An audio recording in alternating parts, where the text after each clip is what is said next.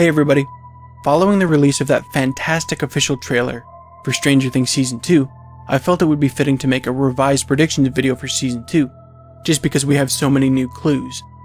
Now this video will act a little bit like a trailer breakdown, so bear with me.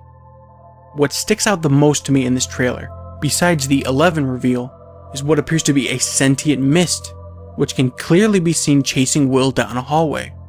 And I really like that shot. It's as if darkness itself is hunting him down. Now this trailer provides a very ominous clue about the dangers of this mist, but you might not have picked up on it because the scenes in the trailer were edited in the wrong order. But it's funny just how much of the trailer reveals itself to you if you re-edit the clips together in a new order.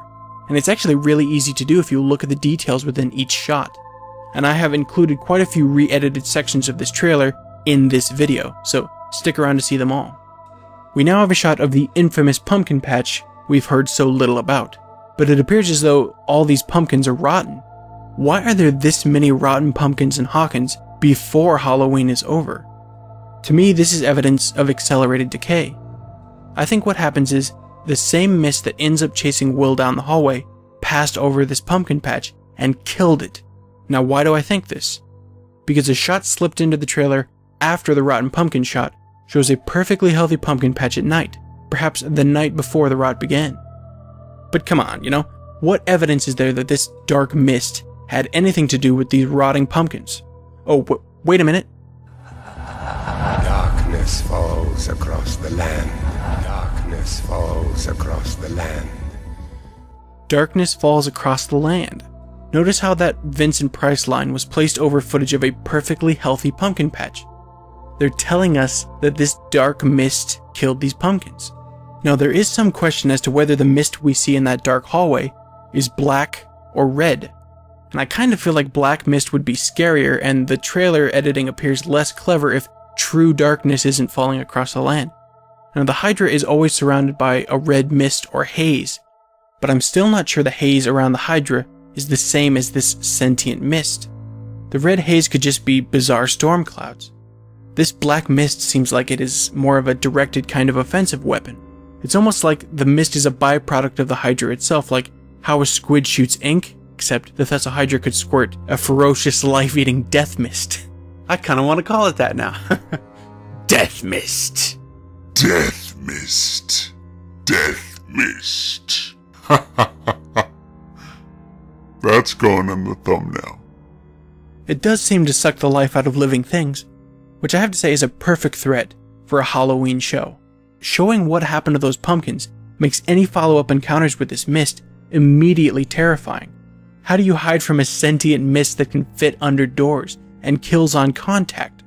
I really hope we can see at least a couple characters devoured by this death mist. Now, nobody important, just a couple B characters. I mean, come on, it's coming out on Halloween, we need some good scares. Maybe the kids will find someone they know hanging from the walls of this tunnel, kind of like that scene from Raiders of the Lost Ark. I really believe this pumpkin shot is more than just spooky B-roll. This shot occurs while Will is discussing what he felt. It must be connected to this impending doom. This will lay the foundation for how dangerous this death mist actually is.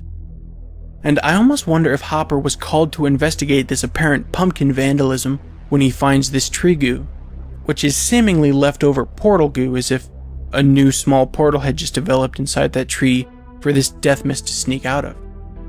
But if this goo is not some kind of portal residue, it does seem very similar to the sticky webbing that Will was trapped in, which is also visible in many places in the Upside Down. And I think Season 2 will finally give us the answer as to exactly what this is, and maybe it will even show the Hydra spraying webbing like a spider. I would have to think that this shot depicts Hopper tracking all of the locations that this mist has killed things. Now I can see 9 blue X's marked in this shot, so we should have at least 9 encounters with this death mist, if that is indeed what these blue X's represent. And if not that, what do you think these marks might be? Whatever is happening is spreading from this place. I would love to see him showing up to each of these locations, but I doubt these are all pumpkin patches. What kind of other encounters do you think we could see? Now, when I really think about this, I kind of imagine a scene that has a creepy cattle mutilation vibe to it. Like, Hopper, Hopper, something got to my cattle last night. I've never seen anything like it. Real stories of cattle mutilations are insanely creepy and often completely unexplainable, and I think that kind of ominous and mysterious occurrence would fit well with this kind of threat. And this mist could actually attack a random farmer in the fields too, which would actually create kind of a Tremors vibe, but that movie came out in 1990, so the Duffer Brothers might feel a little less love for what is technically not an 80s movie. Now, why would the Hydra be doing this at all? What does the Hydra actually want? What does it want? Not me. Everyone else.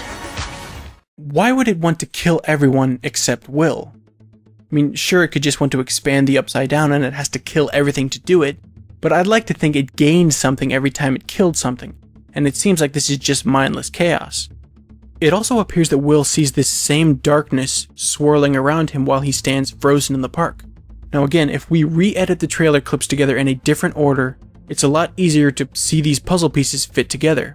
Now here, it's all about Will's shirt. Look at the shirt that he is wearing in every scene. If you look at the shirt Will is wearing while he stands frozen in the park, it is the same shirt he's wearing while he tearfully tells Joyce about feeling it everywhere. These scenes will occur very close together, or at least on the same day. But it's not just those two scenes that could directly connect. Notice the shirts that Will and Mike are wearing in this shot. The shirt that Will is wearing here as he gets spooked, leading to this moment outside, seemingly just outside the school, where this death mist finally catches up to him and circles around him. It's the same shirt. And then he is still wearing that shirt later when he talks to Joyce. Now, I previously theorized that the Thessal Hydra could be telepathically communicating with Will in order to get back its lost slug or Pollywog. But seeing as how Will has no idea what happened to the slug he coughed up, he would be unable to help find it. But I do think that because they share a mental link, that as soon as Will finds out the location of the slug, all hell will break loose. And I think the Season 2 Comic-Con trailer kind of confirms that. I think as soon as Will sees this pet Pollywog, he will get thrust back into the vision of the Upside Down. He will walk out into the hallway before the mist comes after him and chases him outside, and his frantic run may even occur in a crowded school hallway before ending outside where he freezes. It's clear to me that Will is going to reach a point when he could be considered possessed, and I previously theorized that Will is going to become a telekinetic atom bomb that only 11 could stop, which may still happen in Season 2, but the latest trailer leads me to believe that Will is going to become more of a pawn for the Hydra than an actual villain channeling the Hydra's power. I could really see the Hydra telepathically manipulating Will's actions, turning him against his friends, and possibly turning him into a kind of errand boy. I'm thinking the day after Will freaks out at school, Joyce takes him to Hawkins Labs for testing, and Hopper is clearly there too. But after this moment, it appears as though Will could vanish from the story. Both Will and 11 are missing from this Upside Down hunting party scene, which leads me to believe that shortly after being tested at Hawkins Labs, Will is telepathically called back to the Upside Down. And I also think he might kidnap Dustin's pet Pollywog in that ghost trap and tries to return that to the Upside Down. But if you put all of these scenes in order, it means that Halloween is over before the end of the season, which I don't know if I like, honestly. I kind of wish it would all culminate on Halloween night. There are parts in the trailer that look very much like an underground burrow, which I think is evidence of the Thessal Hydra uprooting itself.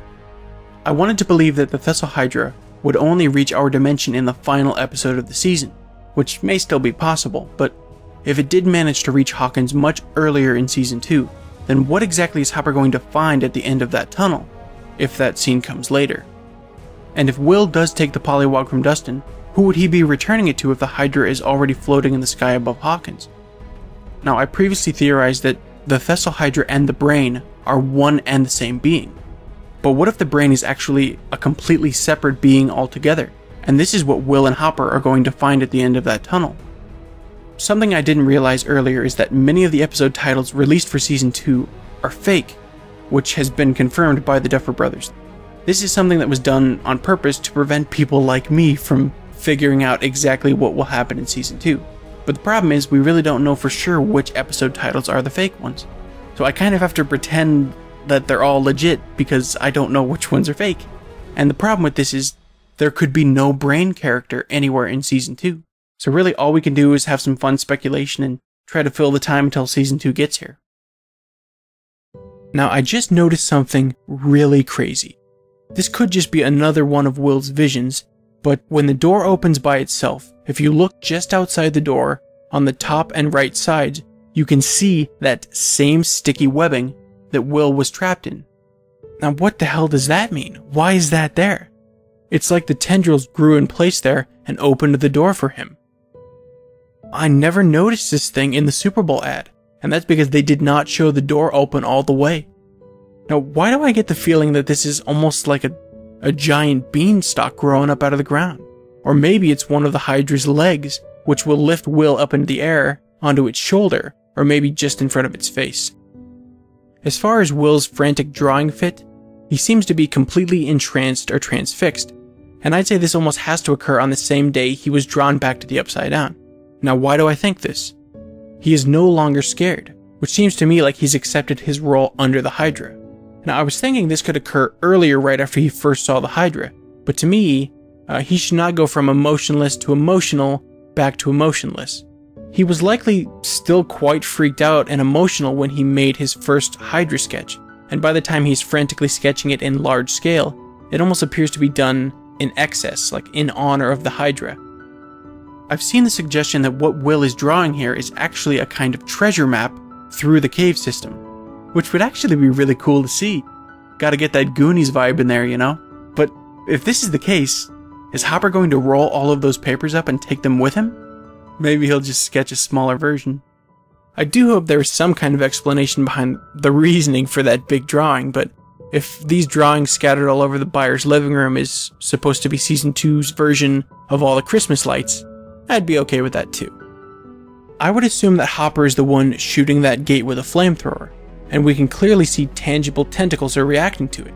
I'd say Hopper is trying to close the gate with that flamethrower, and all the tentacles that spread out from the gate onto the walls are waking up and recoiling back into the gate.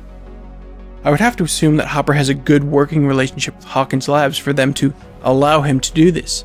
But why are Jonathan and Nancy able to casually walk up to this same spot in front of the gate? Did Hopper bring them with him? Did this occur at the same time? There's no way they'd be able to get down there unless the Hawkins Labs facility is completely abandoned at some point in Season 2. It could be that while Hopper is trying to close the gate, he inadvertently widens it. The flames clearly upset the Hydra, maybe even causing it to finally rip through the gate. I can just imagine Hopper frantically running down those hallways in that awkward bulky suit as the entire facility violently shakes around him. And the elevator's the only way back up. That would have to be the most nerve-wracking elevator ride. Then when Hopper finally reaches the parking lot, the entire facility is ripped apart as the Hydra tears off the roof and climbs up onto its feet. But I would still like to see the lab facility in later seasons. But if the Hydra doesn't open up a new gate somewhere outside the facility, then it's gonna have to come through that small gate, which means the entire building is gonna have to come down. Now, many people have suggested that the red mist could actually be a sign of the portal itself, which could be opening right there in the sky. In many shots, we can see what looks like a red membrane separating both dimensions, which I would say only appears to glow red when the light on the other side is shining through it. But if the Hydra and the Demogorgon both share the ability to open portals wherever they want, I really have to wonder why it took so long for the Hydra to break through into our dimension.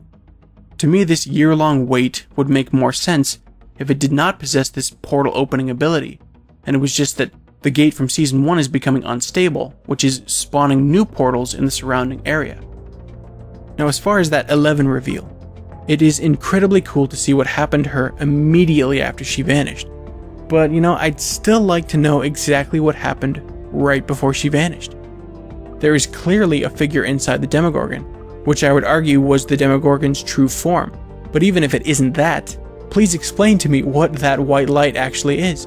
Because it didn't look like blood and guts, which is what should have come out of a biological creature when it's disintegrated. But no, nothing, and the entire room is blood-free. But I am kind of bummed out that it appears 11 immediately returned to the right side up after last season.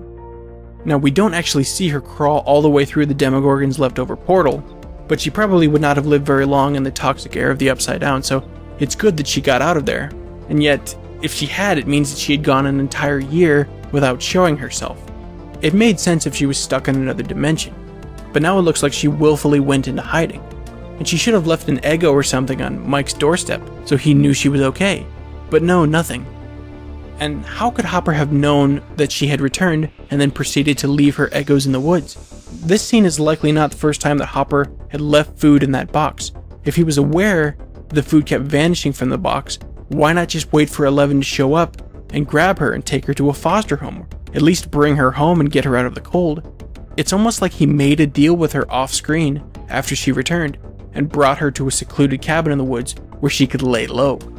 And that box could just be a spot where he brings her food, but she's really not going to live very well on a few Eggos and Christmas cookies. That seems a lot more like a sentimental offering than a safe house restocking. But the shot when everything is going crazy in the cabin could be Eleven throwing a kind of fit because Hopper forgot to bring her Eggos this time. But I recently read that in the original script, Hopper was only supposed to leave cookies in that box, not Eggos. And that was a last-minute change made as a kind of nod to the fact that Eleven is still alive. And this tells me that unless they completely tweak the story to fit this addition of Eggos, that means that Hopper did not leave the food in that box with Eleven in mind. How do you think the knowledge of Eleven's immediate return alters the logic of Hopper's apparent gifting of Eggos? Is it possible that the men in that black car had captured a passed-out Eleven and picked up Hopper because he was a familiar face and could be her handler? But Hopper clearly knew who they were, and he went along with them no questions asked as if he had done it before. Who is that? You're gonna get us both killed. Who is that? Hey! Hey! But it could just be a condition of his deal with Brenner, so there's so many little details or clues in Season 1 that could lead to any destination. They have said that Season 2 will delve much deeper into Eleven's backstory, which I am insanely happy about. Eleven's flashbacks were easily the most intriguing part of the entire first season. It's really not clear what Eleven's role in Season 2 will entail, but I think if nothing else, we should get to see her take her powers to the next level, possibly even going toe-to-toe with the Hydra itself. If I had to give one bold prediction for Season 2, this is what it would be. Hopper is going to have the chance to speak with his daughter Sarah one more time. Now, why do I think this? Something that has been nagging at me for quite a while now is the Reddit AMA that David Harbour did, in which he was reluctant to divulge what illness Hopper's daughter died of. His exact response was, "Yes, but it's a secret we may explore in Season 2, so don't want to say right now."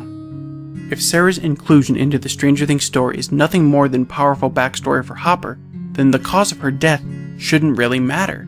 But according to David Harbour, it really does matter.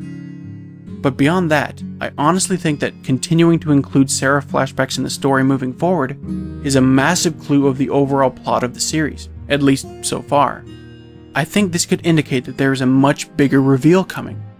And I believe this continued Sarah focus alone is proof that she is still alive in some form. If you want to say no, she's dead and that's the end of it, then why continue to flash back after Season 1? Hopper has already been fleshed out. There is no need to keep looking back. Unless Hopper's daughter will have a greater impact on the overall story than we've been led to believe. Now, if this were to happen, how might it play out on the screen? Well, beyond the possibility that Sarah is actually 11, what if Hopper goes into the Upside Down with the intention of killing the brain, only to find out that his deceased daughter's consciousness is the brain, firmly rooted underneath the Upside Down? Now, this idea is definitely pretty weird, but it may not be as crazy as it seems. In Season 1, Hopper says that his daughter always understood galaxies, the universe, and whatnot. Now, when I first heard this line, I didn't think anything of it, but after seeing how old his daughter was when she died, it just seems very strange to me. I don't know any kid around Sarah's age that knows anything more about outer space than the names of the planets in our own solar system. Why are the writers squeezing in this nugget, talking up Sarah's understanding of the entire universe? Doesn't that seem kind of out of place for someone so young? To me, it seems like they are talking up Sarah's intelligence and laying the foundation for a later reveal. Another item of note is the book that Hopper is reading to Sarah in the hospital bed. Now, that book is Anne of Green Gables, which honestly I've never read, but when I was researching quotes from the book, just to see if there was anything there. I found the following gem. I'm not a bit changed, not really. I'm just pruned down and branched out. The real me back here is the same. It won't make a bit of difference where I go or how much I change outwardly. At heart, I shall always be your little Anne. Now, this book may have absolutely no impact on Stranger Things. The Duffer Brothers may have just picked this book for Hopper to read because they liked the line about glad to be alive. But if you take this branching outline and place it into the Stranger Things universe, to me, it fits like a glove. Now, this is probably not the first time that Hopper has read her this book with themes of exploring and imagination, in addition to a metaphor about essentially becoming a tree, which a child could really take literally. Assuming that Sarah's death was actually real, what if her consciousness used the upside down dimension as a kind of blank canvas for her imagination to paint? I think it's possible that in the 4+ years that Sarah has been dead, she has had all the time she needed to use her imagination, possibly not even aware of the fact that she is dead. I believe the Duffer Brothers would not be able to resist the opportunity to reunite Hopper with his daughter, if only for just a little while. I can just imagine Hopper treasuring the opportunity to speak with his daughter again, regardless of what her present form may be. What if upon realizing that this is his daughter, Hopper just sits down on a rock, content to chat away with his daughter for the rest of his days? And Eleven could even be with him, desperately trying to kill the brain, but Hopper keeps standing in her way and won't let her. Now, maybe this would be a little too cliche for your tastes, but from a storytelling standpoint, what would cause more conflict inside Hopper than something like this? I would say that Hopper would eventually come to realize that this is not his daughter anymore, possibly even convincing Sarah that she is dead, and that it's time to move on, thus vaporizing her Thessal Hydra manifestation. Something like this may even allow Season 3 and 4 to access entirely different dimensions, or there could still be other threats in the Upside Down. But I'm still not sure if the Thessal Hydra and the Brain are different creatures. I could really see all of this being the work of one massive telepathic creature. Stranger Things Season 2 is still so far away, but I'm getting really excited for it. And when it finally comes out, I'm gonna binge Season 2 in one sitting. I don't care, I've been waiting so long for this. Oh, I can't wait. Well, this concludes my new predictions video. I wanted this video to focus more on this apparent death mist than the actual Thessal Hydra, but I did just make another video that focuses more on the anatomy of the Thessal Hydra. And that video actually spawned a new theory video about how the Hydra might be able to defy gravity using telekinesis. Now, both of these videos are already posted, so be sure to check them out. If you enjoyed this video, please click the like button, and be sure to check out my next video, which will be my review of the new It movie. If you enjoy my Stranger Things content, I think you'll really enjoy this video, so be sure to stick around for that. In the meantime, go see the new It movie. I don't care if you don't like clowns. It's set in the 1980s, and it's even got Mike from Stranger Things in it. Go see the movie. I'd also really like to know which of my Stranger Things theories you personally enjoy the most. When I started this channel, I had no idea that I would be making so many Stranger Things theories. And I definitely plan to do more with this channel than just that. I'd really like to start releasing more of my short stories. But Stranger Things just really captured my imagination, and I just can't stop talking about it. So tell me, what did you think of the Comic-Con trailer for Stranger Things Season 2? What do you think these blue X's signify? And do you think this mist is actually killing whatever it touches? I don't see how you could interpret that pumpkin patch shot in any other way. So if you have another interpretation, please let me know. Tell me what you think will happen in Season 2. Let me know in the comments below, and hit me up on Twitter at Planet Calvin. Let me know what you think. I'm really interested. Be sure to subscribe for more content like this, and thanks for watching.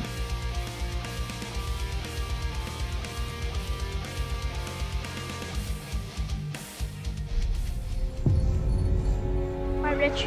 What are you afraid of? Clowns.